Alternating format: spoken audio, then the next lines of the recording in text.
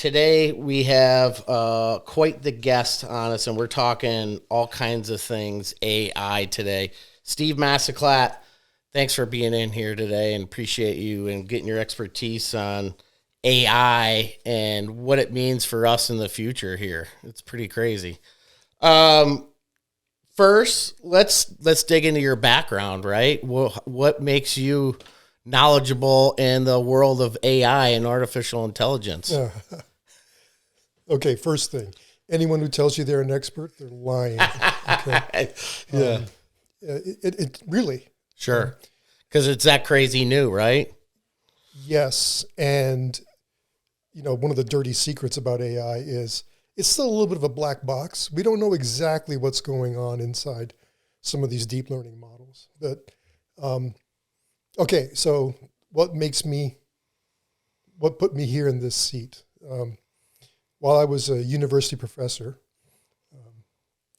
I fell in with some folks across colleges who were beginning to look at artificial intelligence as a tool to apply to many different disciplines. Mm-hmm. So I was teaching in a communication school. We were looking at it because Google, right? Google's initial algorithm was an AI, right? Very rudimentary, but it was always on that path. So communication was looking at the way artificial intelligence was shaping things. I had some friends, a professor in architecture named Brian Lonsway, his wife Kathleen Brandt, right? So they were looking at artificial intelligence for doing things like selecting materials for architectural buildings. Right.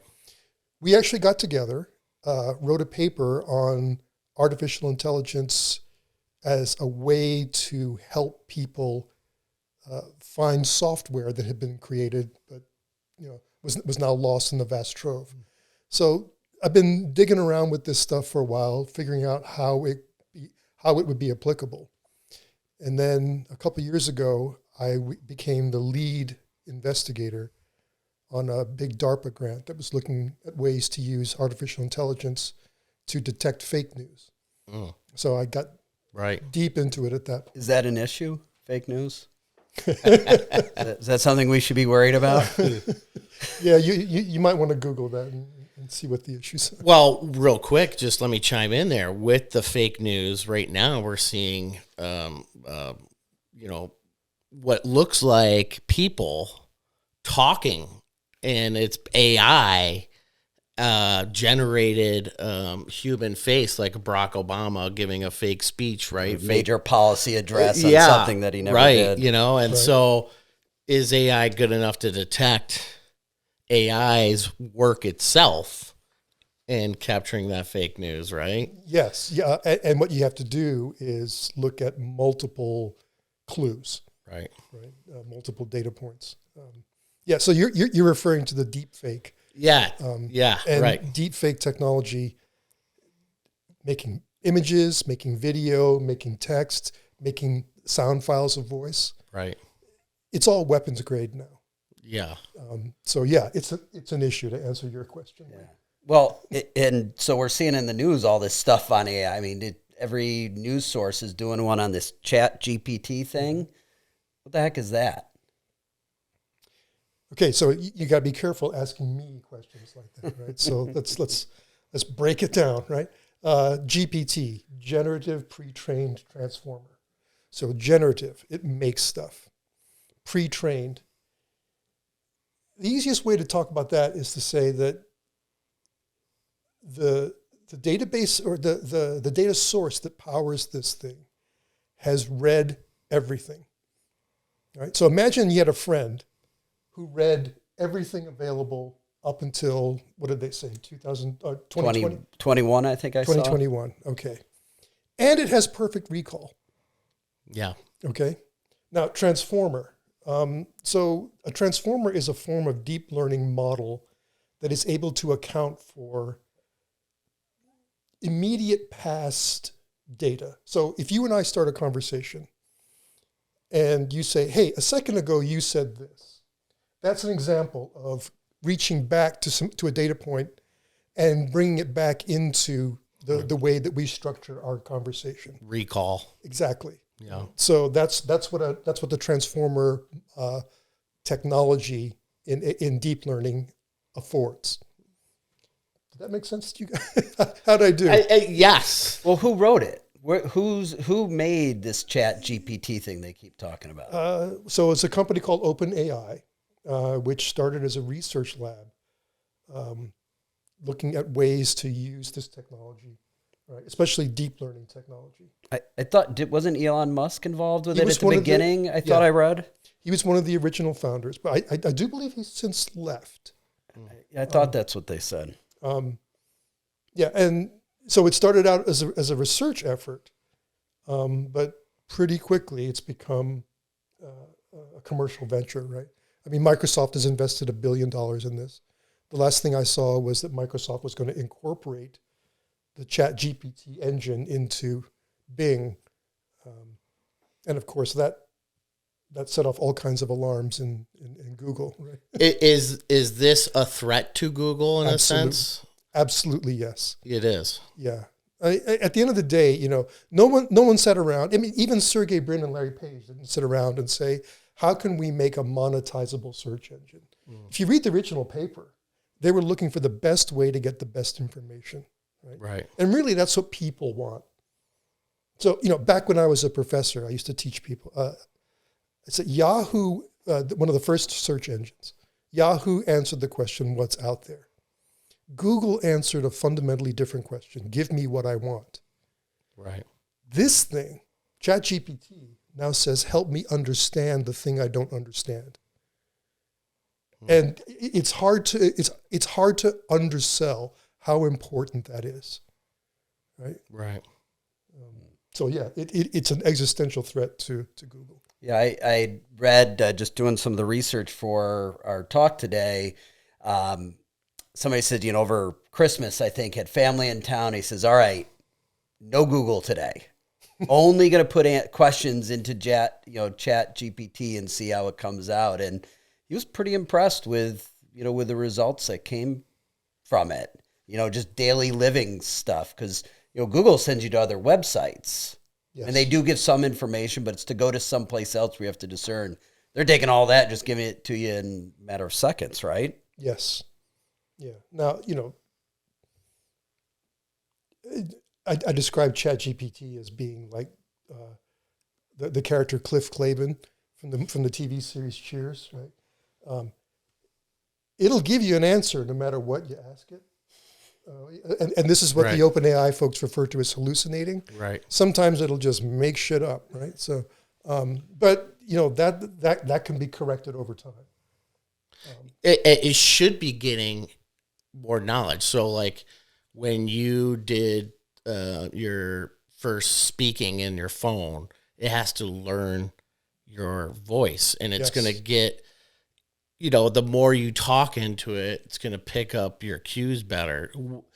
Is it that smart too, in a sense, where it should get better and better? I've asked some questions and it seems like it thinks about it and then it hits a stall and then kind of re-engages and kind of comes up with a new system. Do you think that, today's search might get you something and then let's say in a year from now, what that search is going to get? Do you think it's going to, parallel from the start, or do you think that as more data gets in there, or does it learn more at that time?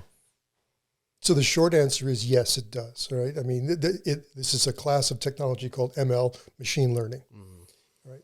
But let's not underestimate how hard that is. Yeah. Okay.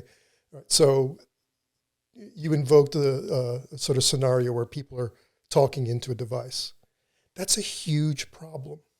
Microsoft first encountered that with a system they had, I think it was for the Xbox, right? If I say something like, put that there, what does that sound like if you're in New Orleans, right? Put that there. Right? Yeah. Or, I'm not going to do a good job of imitating an American regional accent, but just imagine that. Yeah, the complexity of all the different dialects and how people sound regionally. Or somebody from a foreign country that's learned English. There you go. Is right? So any data input is going to have a sort of correct category, right? Oh, I was just told to put that there, right? But around that correct data input, there's going to be a range of possible correct categorizations, right? So put that there. Let's say I have a perfect accent, right? And that's the dead center of the range of acceptable inputs.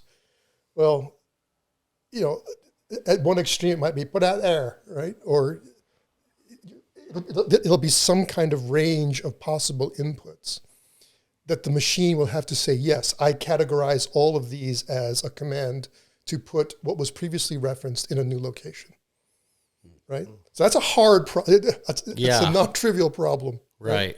Because humans will surprise you. Going back into the other question too, we were talking about the fake news. Is it, so right now it's being indexed, let's say the internet, right? And this is pulling from that index. Is there a way to generate fake data that now ChatGPT will now think is real and then use that in its like a solving of a question? Is that possible, you think? Yes, those are called, and in fact, the machine that does that is called an adversarial network, right? So, and would we ever know it? That it's not the right data is the other question. No. It probably depends on the type of data. Is it long tail data where there's only a few data points to work off of, or is it something that is written about, hundreds and thousands of times a day where they could find, wait a minute, what this person's saying is so far outside the current norm. There's probably stuff like that can be done to find it, right? My experience is the stuff that works best tells you what you want to hear. It isn't a problem resident in the data itself, right? Yep. It's, have I created something that this sucker is willing to believe? Right? Right? I mean, the fault lies not in our technology, but in ourselves, Brutus, right? Yeah. Right. So, I mean, as far as like what it means to humanity, there's so many different ways that we can utilize this. How does this help us in farming? And that's what we are into, right? I mean, we're farmers. How does this change farming and the industry of farming and growing, whether it's cannabis or anything, regular vegetables? How do you think, because like in our greenhouse, like how could this be used to increase the productivity in our greenhouse? Okay, so let's really define the terms here, right? This is one of the limitations of my way of thinking. Right? I think that this is a real game changer for farming cannabis, but it's not going to make the greenhouse per se more efficient. It's going to make the people more efficient. What's the real bottleneck here in growing a cannabis business? It's probably training of the workers, right? Do you understand that this particular crop, well, what are all of the things that can go wrong with a particular crop? Right?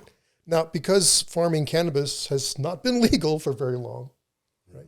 We don't have a resident expertise population that can help people. This tool can. So you can basically use ChatGPT to field probably the first 2 years of a farming curriculum to train your workers to really recognize what are the impediments to productivity? What are the diseases I should be looking out for? What are some of the greenhouse conditions I need to particularly pay attention to? Think about what it's like to first encounter a brand new thing, right? You don't know what's important and what can be safely ignored at first, right? Right. Everything so looks Yeah. Everything looks like a crucial signal. Versus that farmer who's been at it a while, who'll say, you don't have to worry about that right now. This is the most important thing to take care of first, right? So people with that kind of expertise, who would be your professors, your mentors, not many of them around, right? Yeah. So this can basically build up your training program. Yeah. So SOPs, right? Yes. Writing of SOPs, And I would imagine that could help streamline this process so you can help train somebody. We talk about this, like if our head grower got hit by a bus tomorrow, who fills in that role and understands that role, that we need him to understand that role so we can be really efficient, right? So those SOPs are kind of as backup for the next person filling in that role, as a place to start, go back, making sure that they're covered. So I could imagine that would be a good thing to have and help.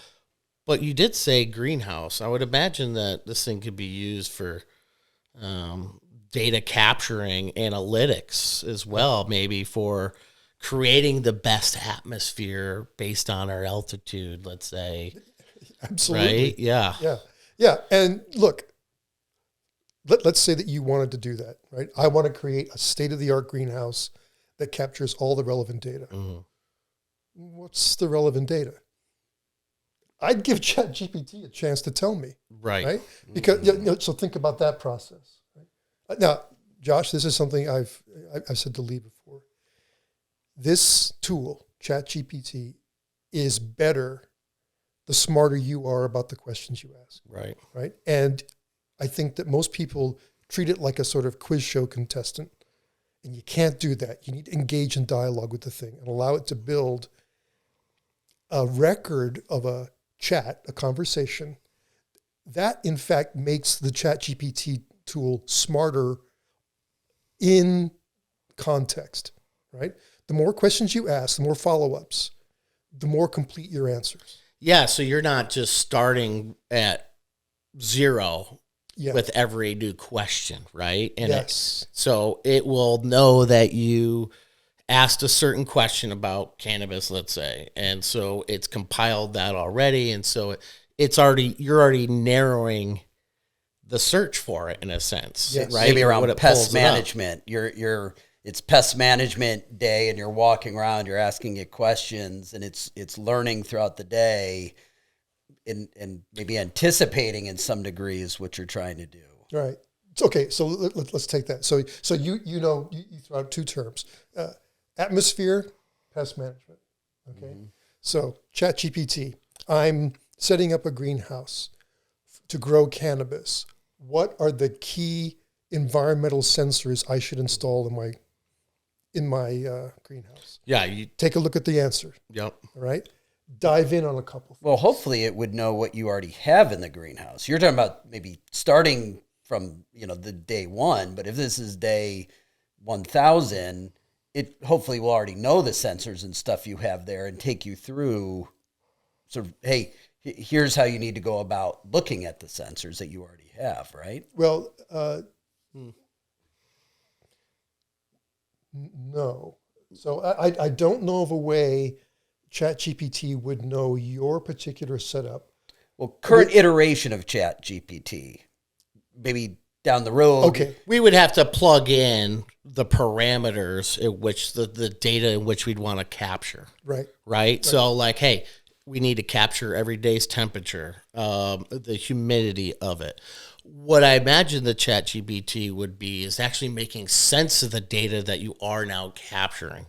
Yes. Right. And so if you plug that in, or if it had a way to record that itself, right, and make a log of those things, it would actually really be used to give an answer of the data of like, what's the point of capturing it if you're not really finding out those little bits that are really the decision makers in a revolving greenhouse.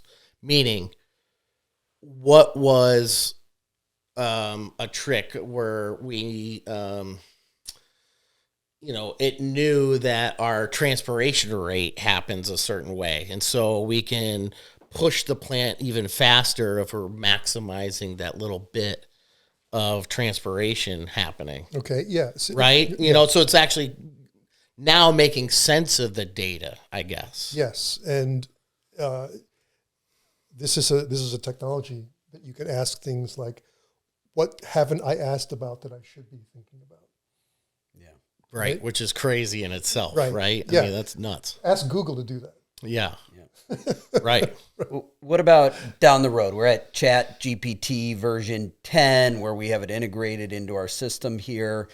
Because what I'm thinking about is a lot of the data that Google gives you are, things off of websites, and some websites dive really deep into data, but a lot of it's surface level. People aren't putting in all the measurements from their greenhouses on their website to pull. Do you see this where now in like maybe a cooperative, like New York State's allowing cooperative cannabis farmers, does the power of this become when all the cooperatives start sharing data, detailed sensor data across farms, across regions coming together to make ChatGPT even smarter over more detailed data points? So the short answer is yes. But when you have that much information coming in, you run into a different class of problems, right? So there's things like, all right, what's a framework that lets me think about all this different data as a large set, right? And that's a non-trivial problem, right? Yeah. Does it help you to know what the ideal growing conditions are for a strain in Saudi Arabia or in Southern California if you're in a completely different climate zone? Right? Other than picking the right genetic, not picking those genetics Right, if they aren't right for you. But so, I mean, you have to have a really robust model for how you balance all the things the data can possibly tell you, right? So that you get useful answers, right? So does that become a long-term limitation of AI? Because it doesn't have the, like in our world, farming models for, growing in certain regions, or it's just going to take a while for it to figure that out? Well, it's a problem, but it can also speed the solution because, one thing I asked this GPT to do recently was design me an experiment to measure the different effect between tests as feedback or oral criticism as feedback. And it designed an entire educational experiment. Right. So I can see a GPT, I can see this AI designing you an experiment protocol to come up with the right data points to count and the right investments in sensors to make at the lowest cost to maximize your growing, right? This is a great question. We were just talking about this with Cornell and another guy. We're going to try to do Very a smart. test. Well, his underpinning, it's with the emerging crop specialist. But really, we want to get peer review. And so we're trying to figure out, this is where you came in earlier with figuring out statistic ways to capture data in which, we can make sense of it. And so I could see, is there a way that this thing gets, right now we have the, let's say, geo-fenced area for this thing. Is there ever a way that this thing just gets unleashed on the internet and it's like more, it's not going, it's fully unleashed in the internet at this point? Or is it always something that we're going to have to confine because it's going to take over the world? You've been watching too many movies. Well, yeah. I mean, but it comes up a lot in movies, right? I mean, to Terminator, to Skynet, to, Yeah, if you could be killed by losing a trivia contest, then we'd have something to worry about, right?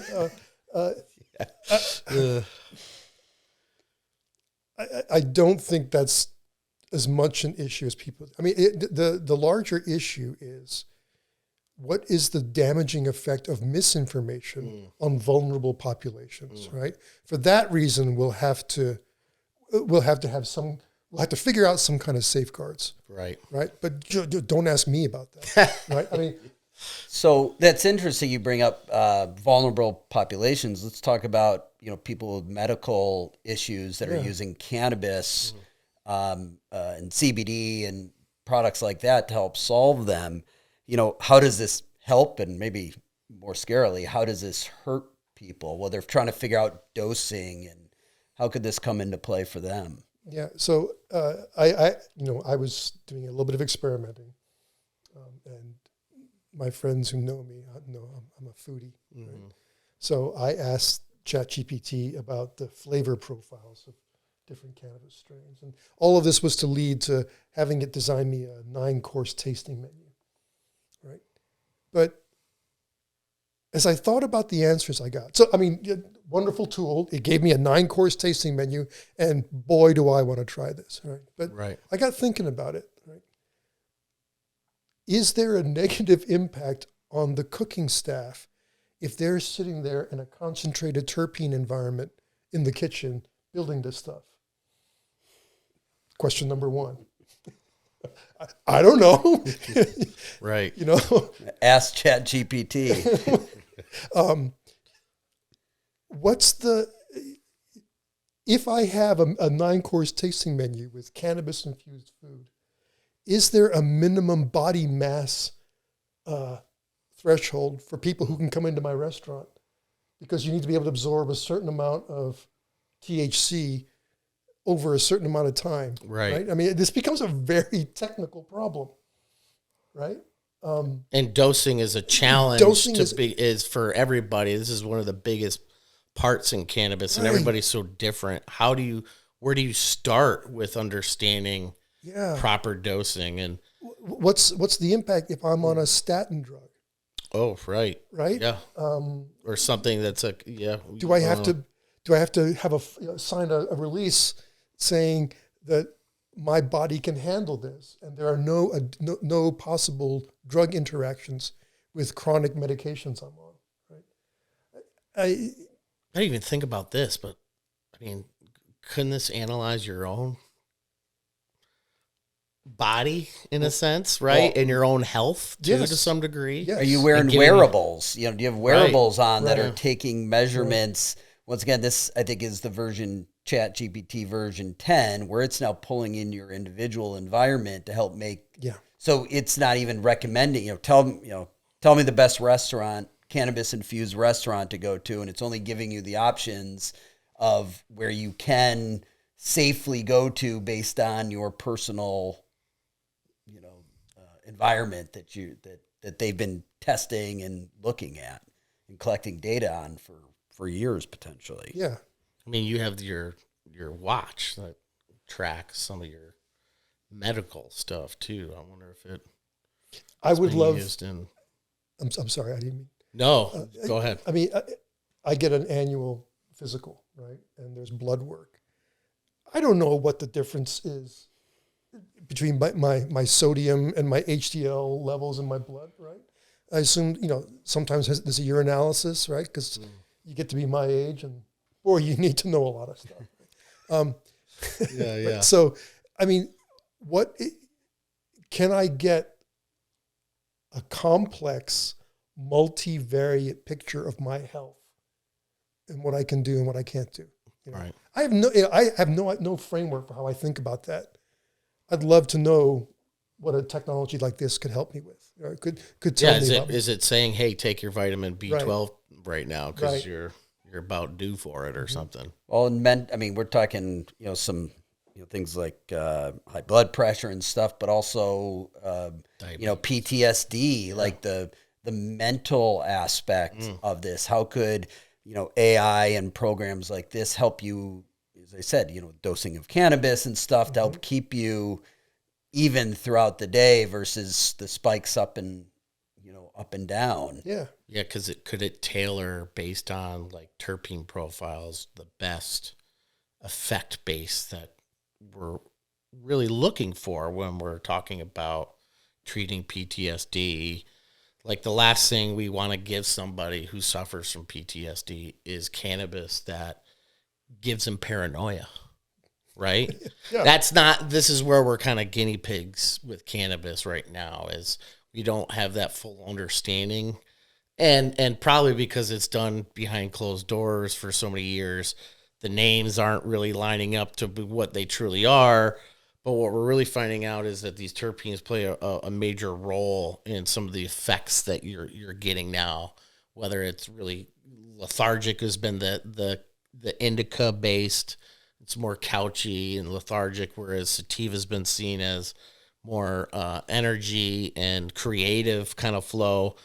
But again, don't want to ruin somebody who's trying to get the help that they want with like something like PTSD, is giving them a plant that's going to make them feel that way, right? Yeah.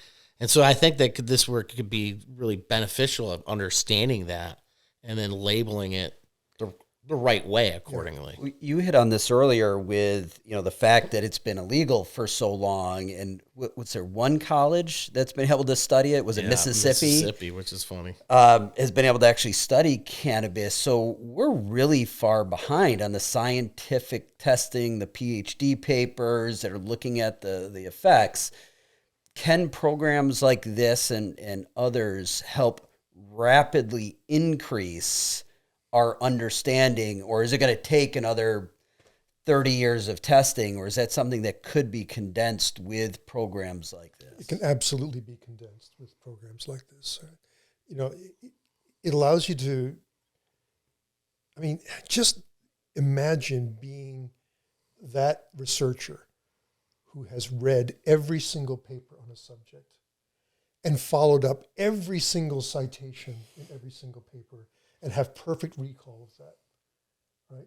What kind of experiments could you then design to resolve questions? What kind of view would you have of the knowledge base? So you could say, do you know when you were doing your PhD, Lee, remember the integrative research review? Mm-hmm. Right. So, how many is it worth designing a study to disprove this, or has there been enough published research where I would have to have 10,000 more studies with this level of finding in order to disprove this? Yeah. Right. Yeah. I mean, that's a good point. I wasn't even thinking about that. Like when I was starting the PhD program, like just the amount of reading you have to do, right? And you can only do maybe 1-2% yeah. of the readings that need to be done. And, you've got to write an abstract, which takes all the readings and put it in. Now it's ChatGPT. Can you write me an abstract about topic A? Yeah. And, 3 pages of documents later, you've got a great, summary, and, you could go and look where you want it, but, that's saving exponential amount of time. Yeah. I mean, weeks and weeks of time of reading just stuff that it would be able to really help you target that down and spit out not only an abstract, but here's the 5 papers that are most important to what you're talking about. Right. That's hard, but I was trying to find the articles that are most important. You end up reading 100 articles for every one that's, that actually has something to do with what you want. Yeah. And then, hey, ChatGPT, scrape the preprint databases. Right. I mean, we're a little bit older. Remember, going back through the microfiche and finding like data and like how insane that is. Dude, I paid 5 cents a page to have those microfiche things printed, right? Yeah, it's nuts, right? Well, but just to sort of put a pin in that, I know, because that's something that you care deeply about, Josh. You keep talking about, like, we don't have the data, we haven't done the research. Hopefully this could be one of those ways that, as it becomes hopefully federally legal, and I think they're allowing more schools to do testing or to do research on it. I mean, that was the biggest catch-22 in this, is it's because of its classification federally. You can't do studies on it because everything that's been studied has to prove that it's like the negative effects of it instead of the positive effects. And really, as we start, more and more states come online with this, we should get to the brass tacks of it and know all the benefits or negatives to it, right? As if we're going to try to make it truly safe for consumers and having this educational piece about it, we should know the good, the bad, the ugly with it. And that's kind of our gripe. And this would help hopefully speed up this process. And over the many lost years that we didn't really have this in the scientific community, legit wise, Yeah. of making up that ground. So I'm excited to see this. It's a new frontier. What, I mean, is humanity changed forever now because of this? Yes. It is. Yeah. I think so. Right now in my current work, I work for the Innovation Foundation, and I'm really concerned with helping kids learn better, right? Especially with regard to disruptive technology. Right? To me, I mean, as I've thought about it, the core skill here is to teach yourself. You know, sorry, let me reset here. I'm looking at this AI, and I'm thinking this is a well-read, infinitely patient teacher that excels at Socratic dialogue. It will answer every question I ask. I've asked, I asked a question like, can I swear at my teacher in high school? Is that protected by the First Amendment? Right. Comes back with Supreme Court cases. So I ask, why did you choose those 5 Supreme Court cases to quote to me? What are the key findings? And it explained, infinitely patient, well researched. As far as I could tell, it was a very cogent argument. Right? What if every kid had that teacher? Right. What's the impediment to having that teacher give you the best possible education? And it's can you listen? Can you come back and explore and delve deep? Do you know how to ask good questions? Right. Well, how come kids don't ask good questions? Because they're embarrassed, because they're in front of they don't want to be seen as teacher's pet. Oh, yeah. Right? All those confounding factors. I was never worried about that. Josh, were you? Just trying to stay in school, I guess, is my problem. Oh, okay, but why did you hate school? Well, so as an adult now who's really appreciating knowledge and coming back, I was more of a jock kind of guy. And so my attention towards school was not there. But I could definitely see the advantage of now having this as a guide, as a teacher, because I am open to the knowledge now, whereas before I wasn't as probably in that headspace. And I don't know, you might hear my dog on file here. He's in the back room yelling and screaming to get in here. But does this make us dumber now? Because I feel like back in the day where I had to remember everybody's telephone number, right? I had a whole list. I'd know 20 people's telephone numbers. Today, I can barely remember my parents' landline. Because we have this at our fingertips now, does this make us dumber? So, you know what? No. It doesn't.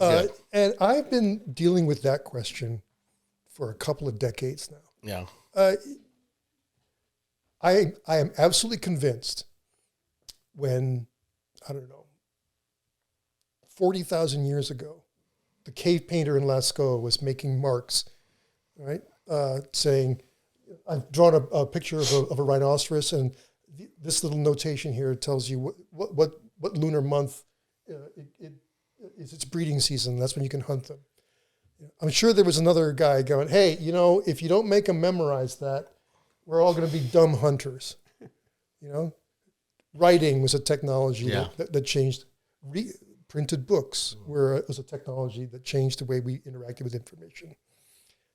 TV, movies, you name it, we've had this conversation. Is this changing? Is this making us dumber? I don't think it is. Is it changing us? Hell yes. Right? Well, I've heard Gary Vee talks about that. The stuff the schools make you memorize, presidents in order. He's like, are you kidding me? What the actual, right? He's like, within seconds, Alexa, who's the 40th president of the United States? And you've got that information, phone, going back to the phone numbers, what value is in there, knowing everybody's phone number, memorizing it, other than pushing out or, not freeing up space to memorize or learn other things of actual, value. I think that's interesting. So there's still hope, I guess, for humanity at this point, Absolutely. really. I mean, I think the kids are gonna have to learn how to pursue things by asking questions. Now, I don't care if they can type or speak those questions. I care that they can work with a teacher that is helping them build a framework for understanding things. Right? So let's go back to that example of the farmer. Right? So she's walking the field and she knows that the most important thing she has to deal with right now is the level of sunshine and the ambient temperature because it's been raining for the last 4 days. Right? The apprentice behind her just knows that he's got mud all over his boots. Right?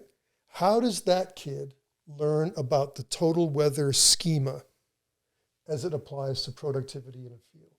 Right? That's the thing. You've got to have a sort of working complex model of the world. So what kids have to learn is how to ask good questions. But those questions, what's a good question?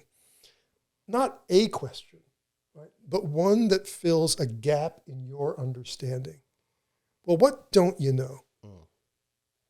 I think the world will be a better place when people are brave and can say, I don't know this. Let me learn this. Well, Right? what I think is interesting of the ability to teach you is, once again, using the person walking the field. You take a picture now with your iPhone, and you tap on a picture of the plant in it, it'll pop up additional information for you. And then it's, okay, now send that and the information over to ChatGPT to ask follow-up questions of, what's wrong with this plant? Right. You have no idea. And you want ChatGPT to come back and say, take another photo within 6 inches of the base of the plant, and it'll look for a particular insect egg, right? Yeah. Or, that kind of thing. Yeah. The stuff you don't know.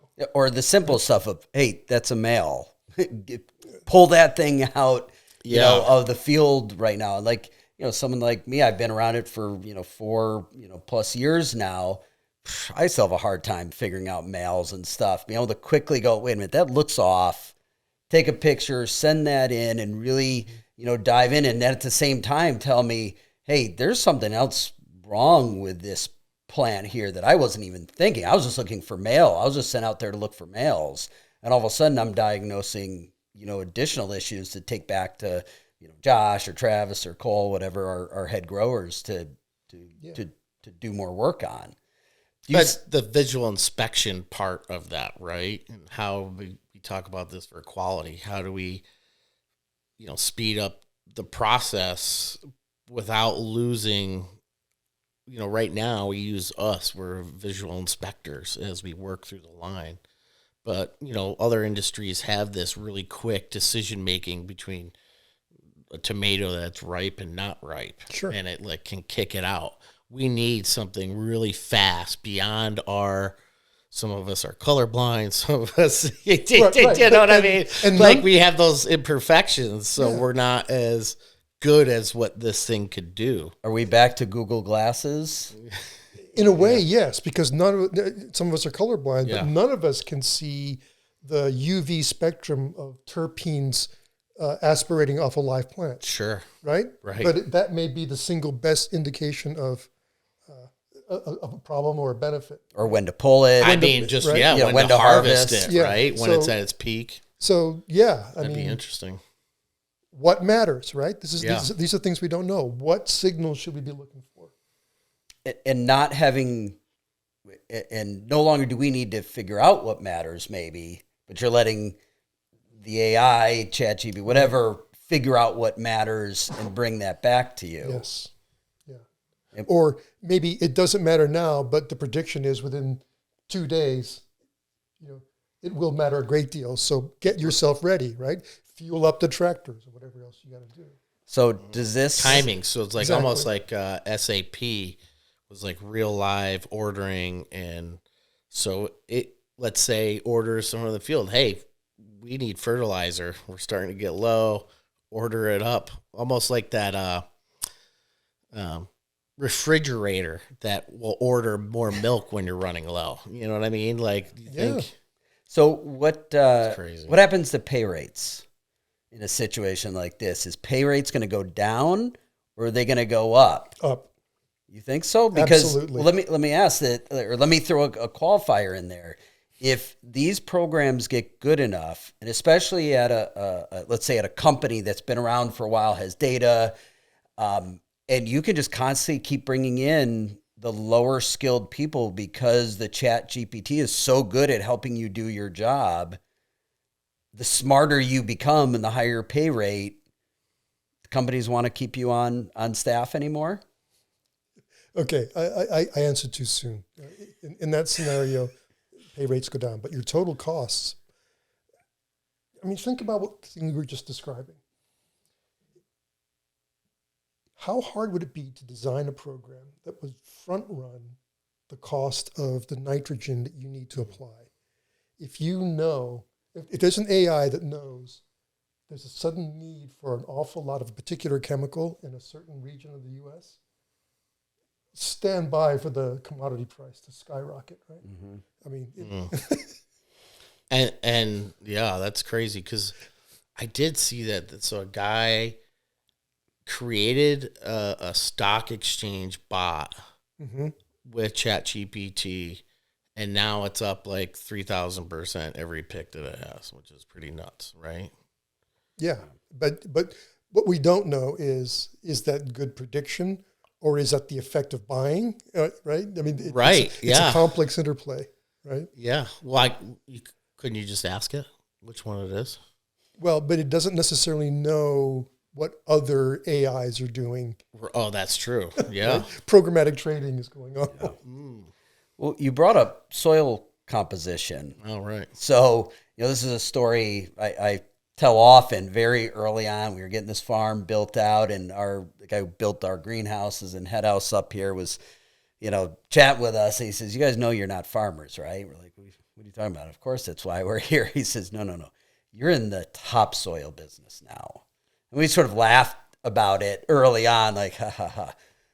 How much time do you spend on soil, Josh? It's everything for us. I mean, really it is. I mean, and so, it's very scientific. He's got, as we've said, 10th grade Josh, which wishes he had spent more time in biology class paying attention. Totally. He's got the microscopes, got all that stuff to figure out that right composition for this plant in our area. How does stuff like this affect that and make that just exponentially better, you think? Wow. So I don't know how to answer that question as specifically as you asked it. Right. But are we talking probes all throughout your, facilities out in the fields doing real-time testing? Because now, I mean, what do? Dig a bunch of holes, take a homogenized sample and send it in, and a couple of weeks later, I think they're faster than that. They're faster than that now. A couple of days, a week later, you get, your results back. But so more than one way to skin that cat, right? So you talked about a fixed infrastructure, probes everywhere. You balance the cost of that against the cost of a single drone that rolls down every row and systematically samples with a probe, right? Mm-hmm. Right. So this is why I hesitated to answer your question, right? There's a difference between the method to get the data and the way you use the data. And I'm more on the way you use the data side. Yeah. Okay. So yes, once you have a means of getting fine-grained, excellent, comprehensive data across a large area, this technology will help you make sense of it and help you make the most efficient improvement to it for a given goal. Mm-hmm. So it will revolutionize the sort of short-term tactics that you use to maximize growth. Yeah. But you can also ask it to say, I don't want the absolute optimum solution for this season. I want the best solution for this season that is also viable for a 10-year period, Yeah. right? Because you don't want to be so intensive that you destroy in the short term what you need in the long term, right? And I'm assuming too, it can get into, the micro climates. I used to do work with a guy who was doing micro weather, because I think most weather grids are done like a 2 mile by 2 mile grid. And he was getting it down to like meter by meter to figure out what's the weather in that space. Right now we just take random holes. But if you're right, if you had a drone of some sort that was driving through that could take inch by inch measurements, because as we well know, at the end of a season, you can look and see the dead spots out there, but we didn't know they were dead spots Right. until season was over. If Okay. it could do real time, inch by inch, and get that mapping, because it is infinite time, infinite, energy, infinite computing power. An infinite memory. Doesn't take doesn't go to sleep. Yeah, it doesn't go to sleep. So 3 years ago, was it the same dead spot? Is it moving? Is it growing? Is it shrinking? Right. Right? I mean, it's the dynamics that you also Or did we fix the the northern edge, but not right? the southern edge? Yeah. And that's a great question we have. We have one spot in our field that, one team member seems to think that we had an issue one year, but other years we haven't had that same issue. So what is going on there? What was the surrounding data? Yeah, right. Yeah. How do we make sense of that? But Yeah. we're going through a situation right now where we're trying to figure out, where do we plant next year? And we're using, I would assume you could say, the arcane practice of crop rotation or field rotation. We're going to leave certain fields fallow. We've been doing that, this for hundreds of years. They learned to do that. Would a system like this that can do it in a much smaller range, because we're trying to figure out how much land do we have to grow in this summer. And, we don't forget, we got to leave this section fallow. In reality, we may only need to leave 5% of what we think fallow, where the rest is perfectly, fine. And then we could rotate that around if we had, more finite exposure to what our fields look like. Yeah. And I'm going to assume the answer to that question is complex, right? Yeah. So It's probably different, like 6 different things that you could use AI to get to the culmination of that. Yeah. What he just said, right? It might need to be 4 different processes to get that collection made, right? Because it is so complex. So, just some of the factors, right? Traditionally, so you think agronomy, green revolution type thinking said you need a particular chemical profile in the topsoil, right? You need this much nitrogen, right? This much phosphorus, et cetera, et cetera. Well, today we know that the microbiota of the soil is probably as more important, right? So now, do we add genetic analysis of the, down to the cellular organisms? The organisms, right? Like to account to the bioavailability of what's going on in there. Yeah. Why is it that manure was a very, very good fertilizer? Well, probably not just the chemical content, right? But the microbiota content as well. The bugs, the organisms that come right? with it, So you begin to have think of all of the variables in an ecosystem view of great topsoil, right? To me, that's a computation problem. I can't hold all those variables in my mind. What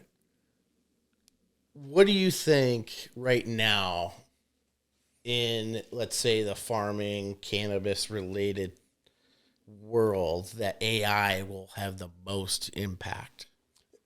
In the short term, it will have the most impact on widening the market, right? We just don't know how to think about all the ways this particular crop can be used productively in all the aspects of life, right? Because we just haven't had time. It's been, as you said earlier, it's been behind closed doors, right? You didn't want anyone to know. Well, now we can begin to ask questions like, what's a good 9-course tasting menu look like? Right? So the applications of this plant now the exploration phase can begin, so we can figure out exactly how big the market is. Well, and throw your biggest thing is hemp.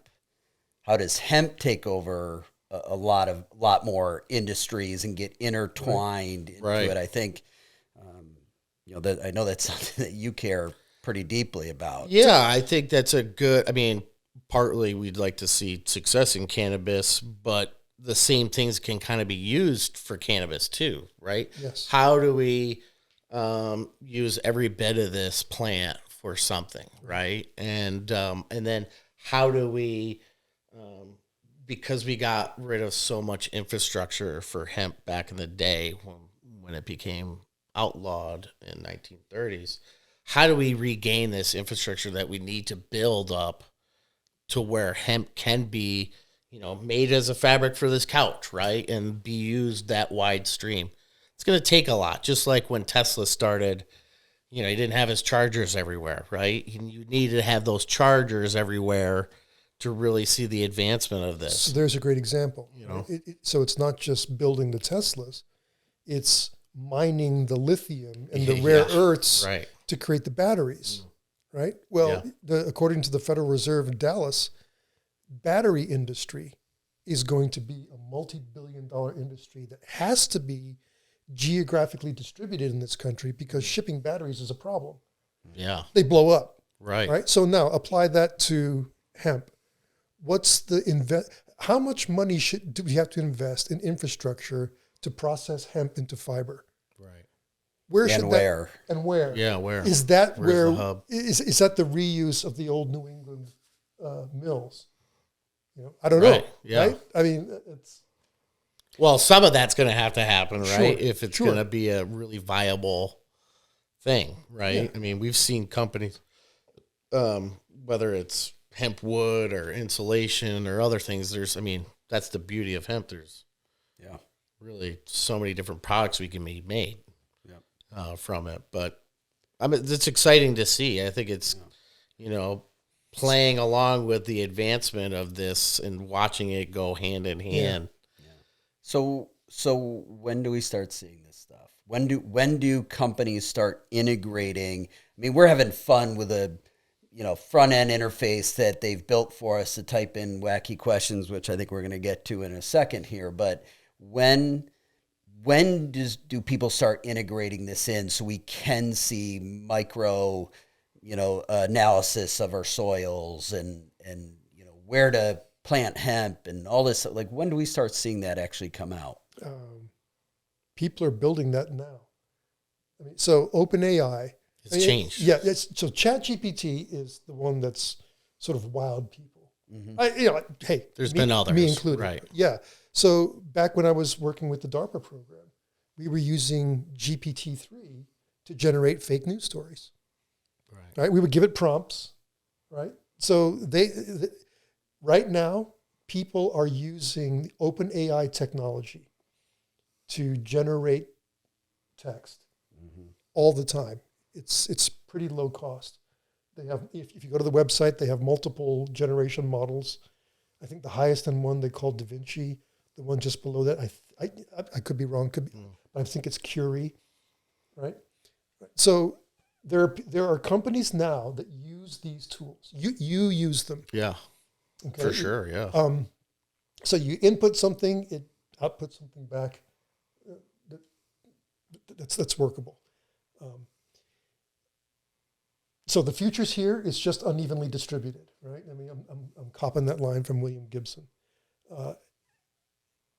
When will it be usable? Let's get a very specific scenario. When will you, Josh, be walking around your field with an AI assistant in your pocket that you can just point it at something and say, is this plant healthy? Right. What do you tell me about this? Tell me about this. This environment. Yeah. I think realistically, I mean, if diagnosis basically. I don't want to tell you how to spend your money, but it could be tomorrow. Let's say, right? It could be in a couple of months. Yeah, right.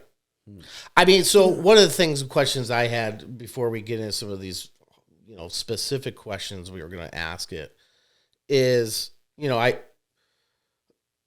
if you're a blogger and you're just wanting to write content and, make revenue from that somehow, would you be caught, or would that work? Is it like copying from somebody?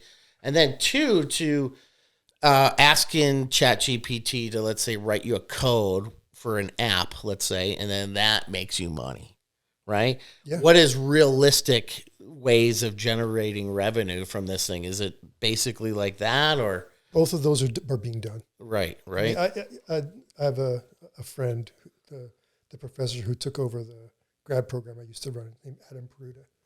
I was talking to him about this, and I could probably pull it up on my phone, but he said he was just astounded. He asked ChatGPT to write the code that would let his website access the ChatGPT API.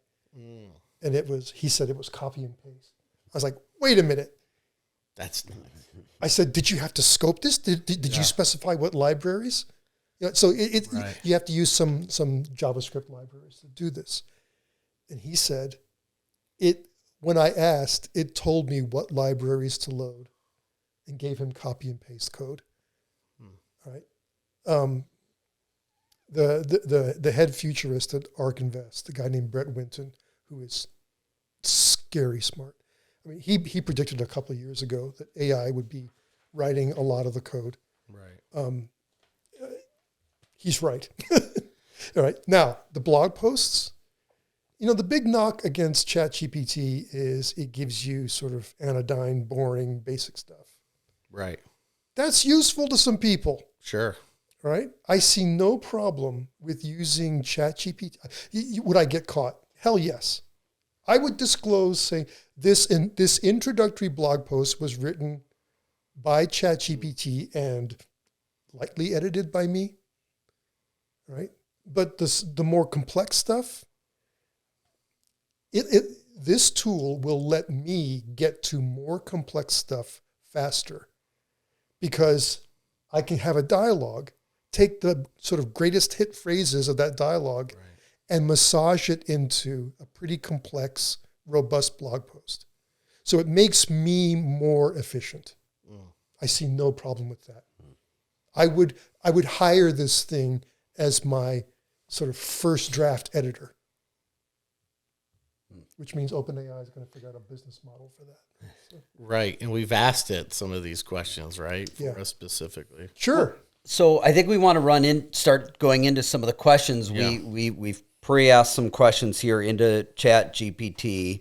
But before we get into that, I want to talk about how do you write questions for ChatGPT, because we, as you know, we had a little document we're all working off together, and you kind of chastise us a little bit because of the sample questions you were writing. You're like, you're missing the point of ChatGPT. What were we doing to miss the point, and how should you write questions to get the most out of it? Okay. So most people, I said before, most people treat this thing as a sort of quiz show contestant. Yeah. Right? And they try to stump it. And I've seen some examples on Twitter where people are specifically trying to get around safeguards by saying, hey, if I hypothetically had a movie script about this bad situation, tell me how this would work, right? Okay. So the thing to remember about this is that it's a transformer. That's the T in GPT. And it gets better the more you engage in a conversation. So the way to use it is to write your initial prompt, get an answer. If it's not what you wanted, say, this isn't really what I was looking for. I'm more interested in this. And allow okay, sorry, I'm going to get a little bit wonky here. All right? Sure. Okay. You're used to this. It ain't so. Okay. So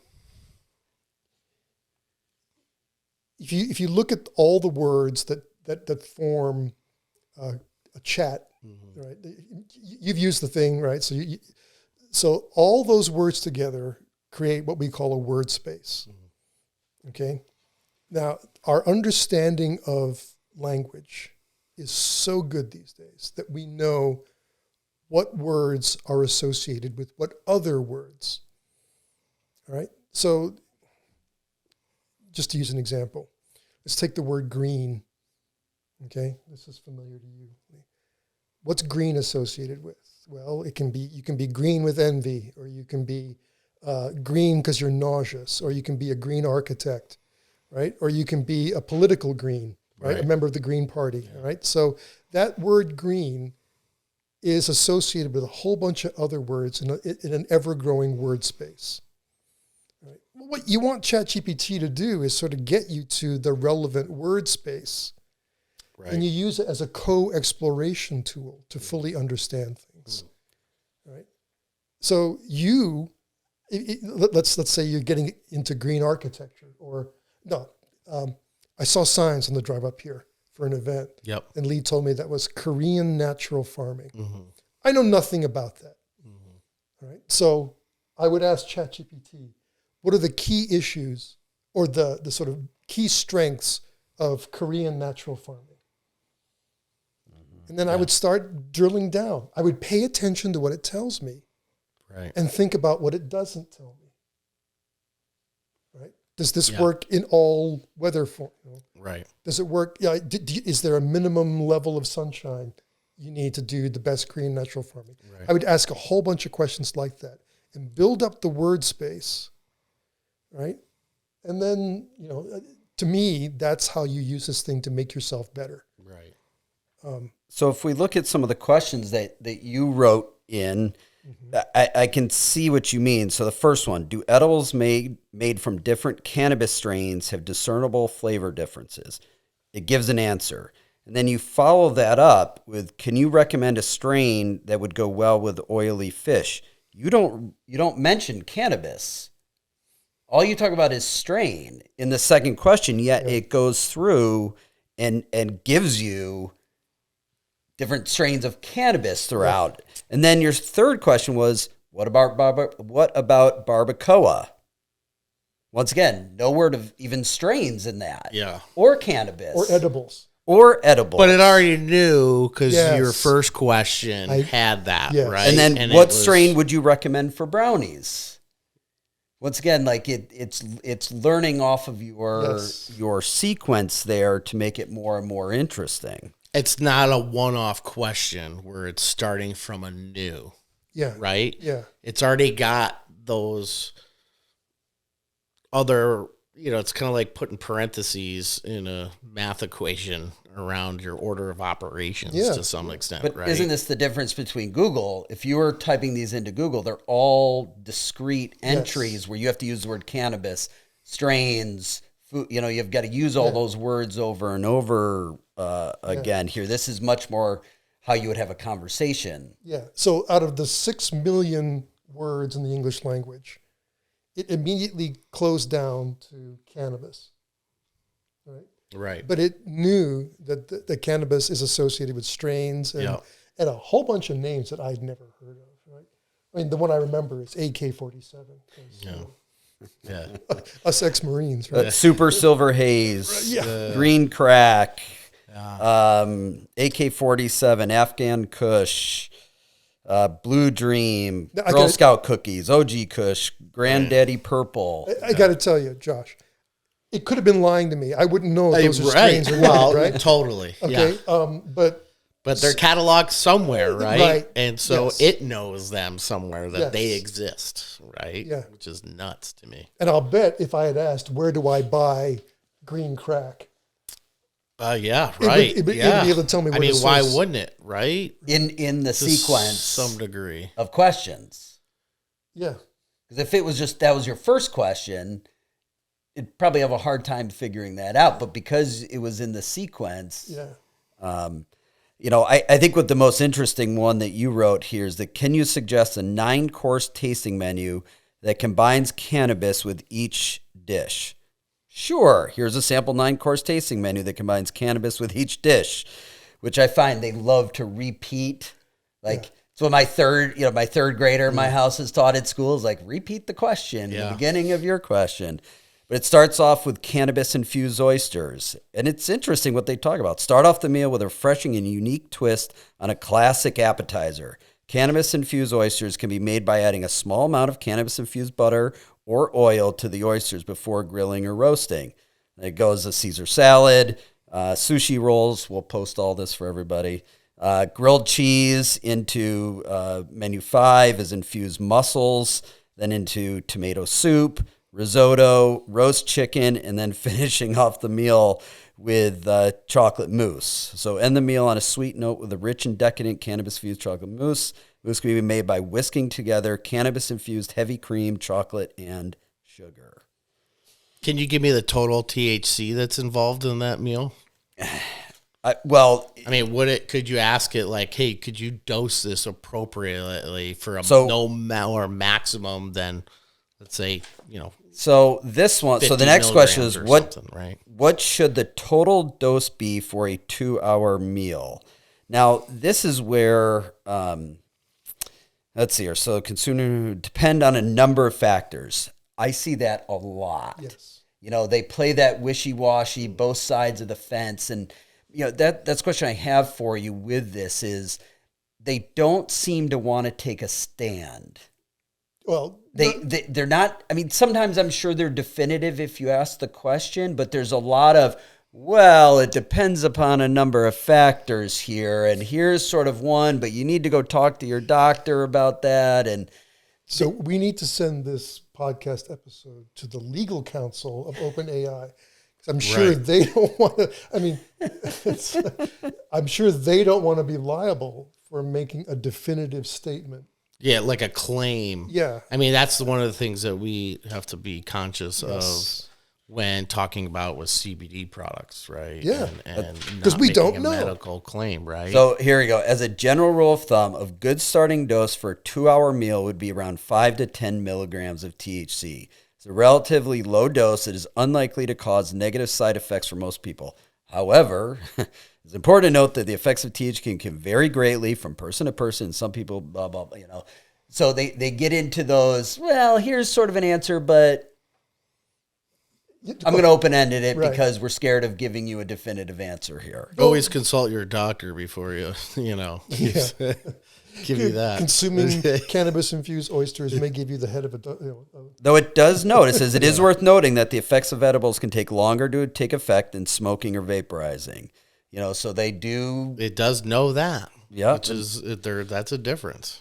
But I think, hitting on a couple other questions here that I had written after you had wrote yours, but, one of the things that, we talk about and this is part of this is regulatory. Like we've got to write job descriptions for everybody, and anybody that's ever worked in HR or has had to write job descriptions, they are the worst to write. Like it's not easy. They're not easy. They take a while. You got to do research into it. So I wrote, write a job description for a head cannabis grower. And the way it lays it out really is interesting. Position, head cannabis grower. Location, colon, and then in parentheses, city, state. So it's laying it out for me so I can cut and paste this into something. Job summary. The head cannabis grower will be responsible for overseeing all aspects, cannabis growing operations, including the cultivation, harvesting, and curing of high-quality cannabis flowers and plants. Then it goes, and it writes more, but then it goes into key responsibilities, and then even gives qualifications. At least 5 years of experience in cannabis cultivation, demonstrated expertise in cannabis growing techniques, strong understanding of plant biology.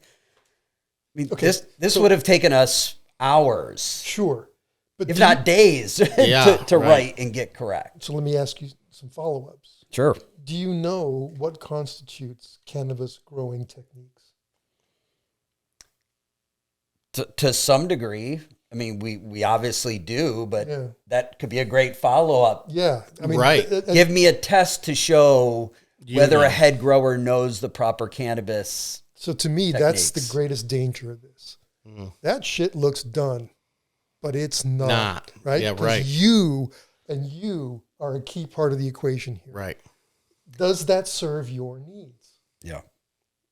Right? Yeah. Well, and how do we tell? So excellent communication and interpersonal skills. ChatGPT, give me a test for determining or a list of questions to ask an interviewee to test whether they have excellent communications and interpersonal skills. Yeah, and what does that mean here at Taproot Fields? Does that mean Right. you're comfortable giving a daily summary? Or are you the kind of person that I'm going to have to tell to shut up? You talk too much. Or, or It's like Hal, from 2000 Space Odyssey. Once again, ChatGPT isn't currently set up this way, but could it be ChatGPT? Here's 3 resumes of people applying to be a head grower. Get picked the most. Can you read through this and tell me which one? How you would rank them? Yeah, how would you rank these 3 candidates and then for ask the why. job? Right. Oh, and by the way, here's their LinkedIn page. Here's their Twitter page. Whatever. Like, here's their old company's web page to go through and see what they're doing. Once again, infinite time and infinite space to go and look at more data. To figure out like who's best set up. Because somebody that writes something, but they go to the AI goes to their old company's website and it's like, yeah, but this is pretty weak. That only looks like 10% of what they do there.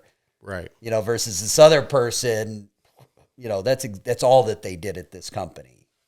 Yeah. Oh, and by the way, that I just sent emails to all of the HR people mentioned asking for recommendations. Right? Like stuff that takes us lots of time to do. I mean, that's time to do that work. And that could be done nearly instantaneous. So Lee just added the phrase weapons grade HR officer to the lexicon. Oh, so all I need is another title here. Yeah. Some of the other questions I asked. Dude, what you're describing is nigh unto an anal probe. You know that. Well, and there's companies like Amazon, right? Like where they're tracking people walking around. Like, why wouldn't they want to dive into people's, personal history? And you see that, like, hey, we want to know your Facebook page, right? They want access to that kind of stuff and see it. And while we probably wouldn't go that deep, there are people that. I tell you what, though, New York State may mandate that level of scrutiny on any person going to work at a cannabis farm, right? Well, they already are. Okay. They already have to do a stool sample that we have to send in on So all of a sudden, this is economically feasible. Yeah. Right? You have to look at both sides of these sort of, I got to say, nightmare scenarios, right? Yeah. And then, there's a couple other ones. Like I asked it the history, give me the history of Bruce Banner, give me the history of Sour Diesel. And Wait. It knew Bruce Banner was a cannabis strain and not the Marvel character. I did say cannabis strain. Okay, all right. Yeah. Once again, I did say cannabis strain, but, it says Bruce Banner is well-known cannabis strain that is named after the alter ego of the Marvel Comics superhero, the Hulk. Highly potent strain is known for high levels of THC. The exact history of Bruce Banner strain is not widely known, but is believed to have been developed in early 2010s. It's thought to be a cross between OG Kush and Strawberry Diesel. Too popular widely cannabis. Like, this is, we need to get Travis on the line and we can do some fact checking on some of these. But, it was really sort of interesting that it, gave some history. I even asked it, I was like, why has cannabis gotten so strong since I was in high school in the 90s? Right. And it gave me, a bunch of different things, mostly talking about the cultivation of the plant has gotten so much more advanced, around it. But, these sort of off-the-wall questions, that it says, okay, the 90s were here. Okay, from here forward, here's what happened that made the cannabis stronger. Be interested if I'd written like the 70s to see how see how the answer would have changed from the 90s versus from the 70s. Would they have seen it as the same answer, or would they added in some sort of additional variables when it was really weak? I don't know. What do you think THC percentage in cannabis in the 70s there were? 5, 6 maybe? I mean, that was in 1994. High Times had a 5 to 7%. Yeah. What's top strains THC percentage now? Depending on the test, whether it's dry or wet or whatever. But I mean, you're reaching up into the 30s, mid 30s, Yeah. maybe low 40s at this point, which is pretty insane. Yeah. Especially because like not that long ago, we've pushed this. And a lot of the science that we're using for cannabis is now being applied to the food world, which is even crazier to some extent that this underground thing has made this push and had really advanced something like this underground has been. So how about this Crazy. one? So this is one that we've been talking about as we're making our vape cartridges and stuff.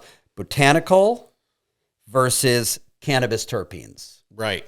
And adding them back in. So I says, what is better to add to ethanol extracted cannabis vaporizer?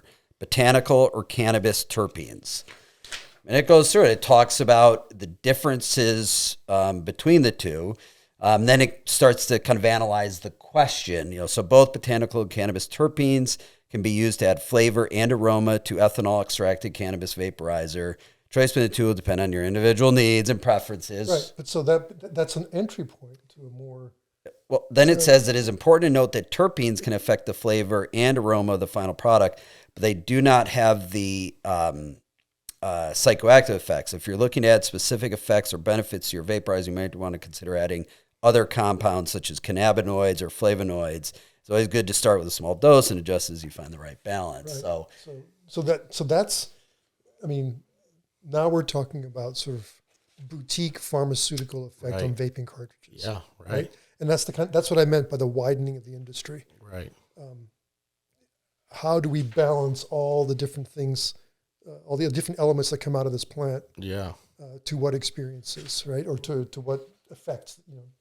Yeah, because there's so many compounds in it, right? And what levels do each have gives that desired effect. It's like the entourage effect. As soon as you start stripping each cannabinoid out, it no longer has that.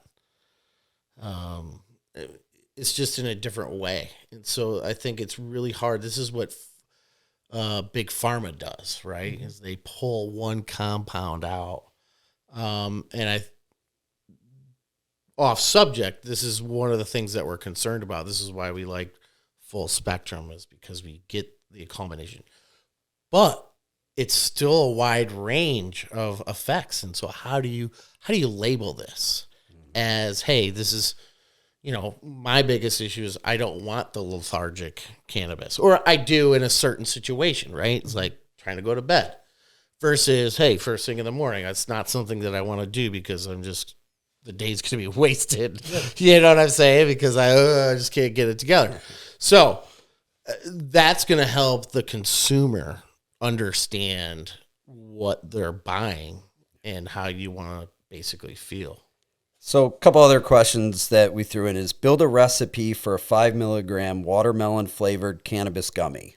Yeah, so you can ask it recipes, right? Boom, here's a recipe for a 5 milligram, gummy. Ingredients: 1 cup watermelon juice, 2 tablespoons gelatin, 1/4 cup honey, 1/4 teaspoon watermelon extract, optional, and 5 milligram THC tincture or desired dosage. And then gives instructions. A small saucepan, heat the watermelon juice over medium heat till it comes to a boil. Reduce the heat to low and add the gelatin, up until step 8 of enjoy. Yeah, okay. Now, go back and ask it to scale that up for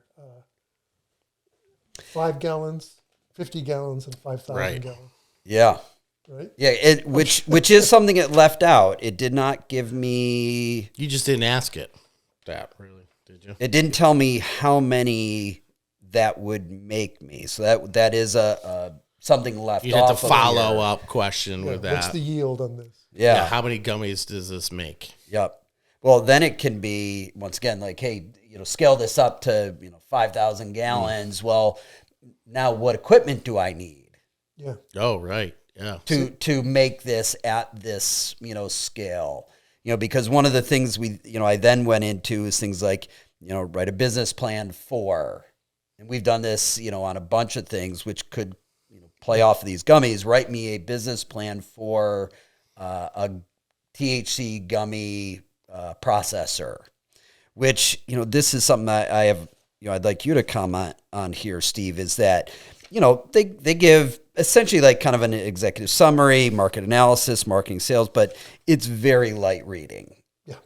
It's a page and a half maybe is worth of content, which most, business plans you're looking at, 10 to 30 pages, depending on how detailed you're going. Now, I'm assuming they're not going into that detail potentially for a couple reasons. One, they either don't know it, but most likely they're trying to keep answers short because they have so many people hitting the server. When does this get so detailed that I can say, write me a business plan and give it some parameters of some sort, or let it come back and ask me some basic questions, that it then spits out a 15-page business case with financials for it? You can do that today.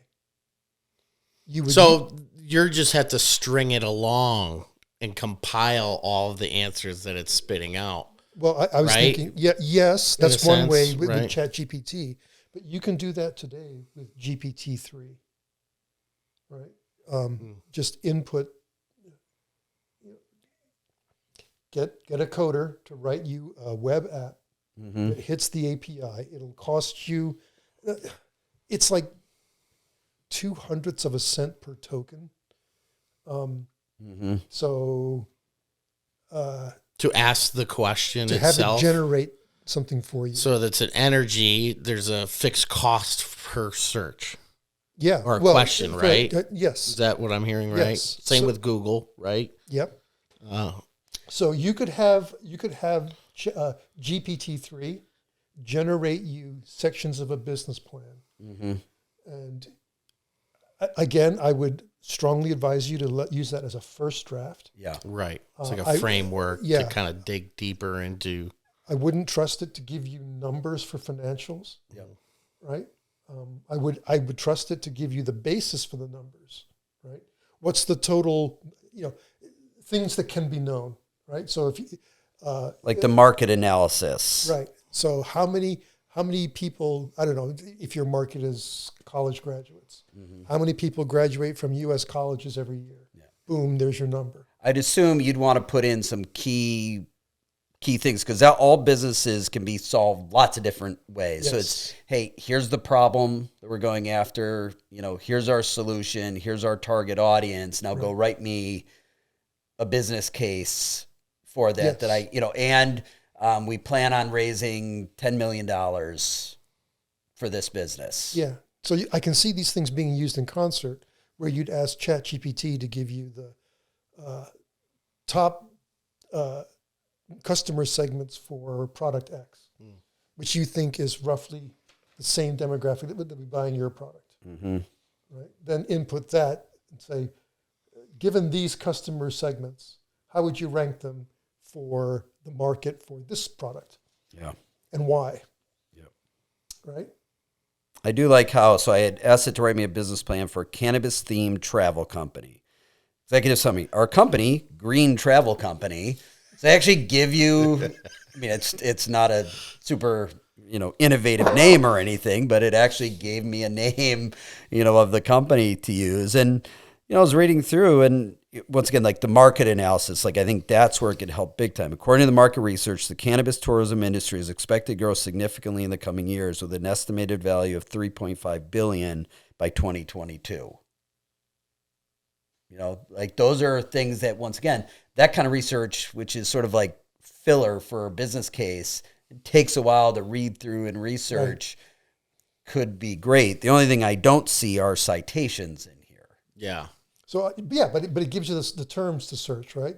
Yeah. So take that phrase, put it in quotes. That now Google's useful. Have you done that yet? Have you asked it to give you the sources from information it's given you? I asked it to I've asked it to recommend books on again, this is back when I was having it design experiment protocol. I asked it to, again, research assistant that's read everything with perfect recall, right? So I said, given the 5 major theories of learning, what is consistent across all 5 theories?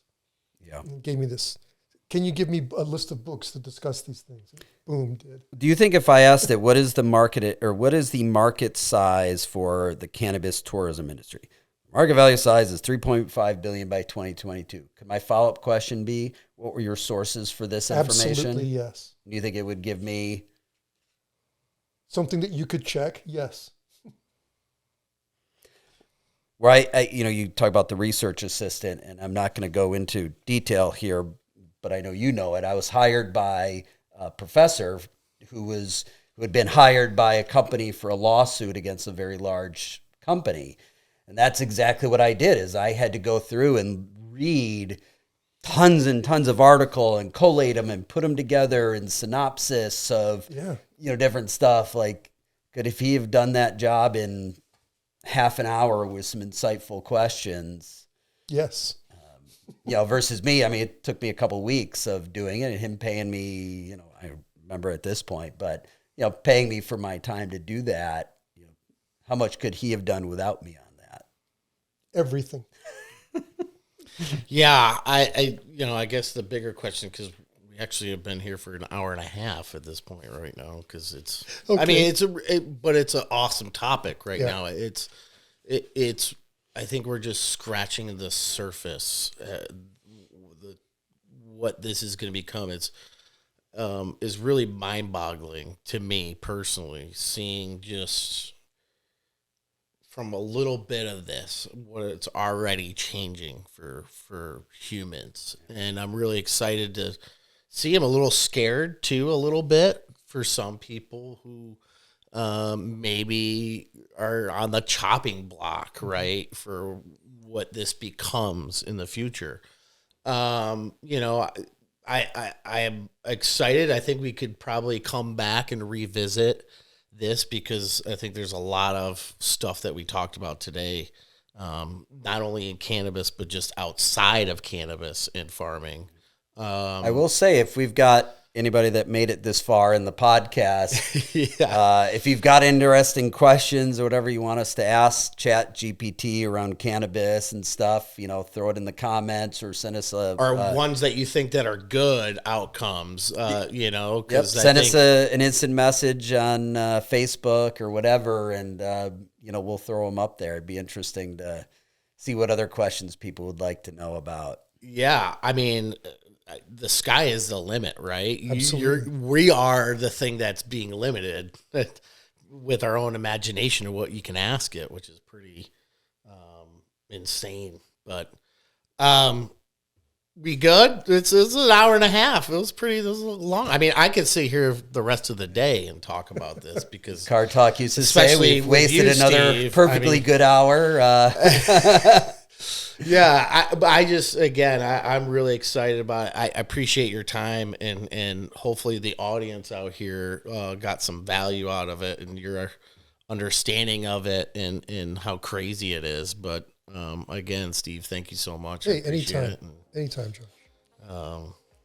Excited to bring this back, though. We'll do some follow-up ones and post that, or come back on if we're getting a good response out of it. But thanks, everyone. Appreciate it. Have a great day.